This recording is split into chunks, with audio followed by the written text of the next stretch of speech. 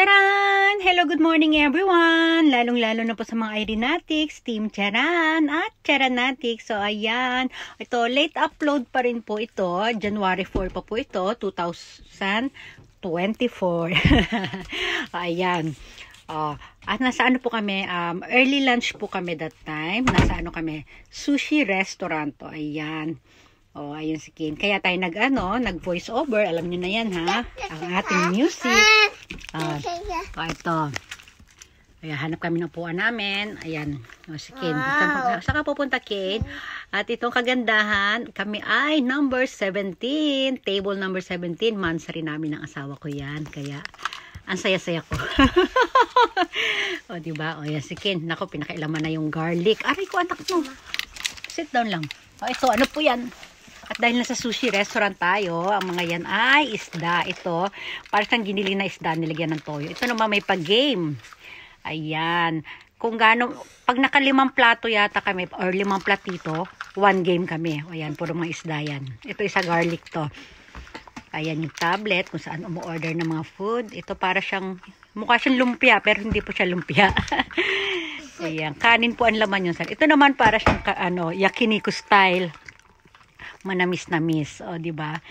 So, yan. Sushi restaurant siya, pero may iba't ibang klaseng menu. May mga karne, may mga ayan, may potato fry. Ayan, sobrang sarap niyan, cheesy. Ayan, favorite din ni Kenyan. Ito, iba't ibang klaseng isda.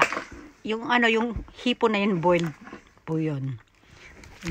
Hindi ako familiar sa pangalan ng mga isda na yan eh. Basta, tawagin na lang natin silang sushi. Ayan, si Ken, potato lang yun sa kanya. Cheese, ang daming cheese. Ano siya? Para siyang cheese whiz. Diba? Tuwan-tuwa ang Ken. Saya-saya niya. Yummy, yummy, Ken. Yummy, yummy. Ito naman yung siya, para siyang taho. Para siyang taho sa Philippines, pero siya, hindi siya matamis, ha. Ayan siya, pwede siyang pang ulam. Seafoods.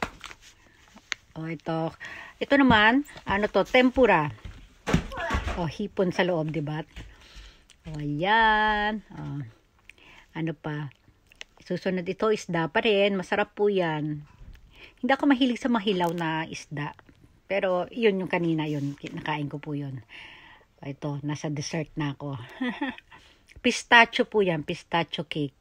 Ito naman, noodles para sa asawa ko yan. Hati sila ni Ken. Kasi hindi naman naubos ni Ken isang order. Ayan, udon. Udon pala yun. Diba? Ganyan. Marunong na siya ganyan. Paikot-ikot. Ito yung parang taho kanina. Chawan mushi po ang tawag dyan. Chawan mushi. Yan. Tatapos na tayo. Kain na Ken. Sige po. Hanggang dito na lang. Maraming salamat po. Thanks for watching.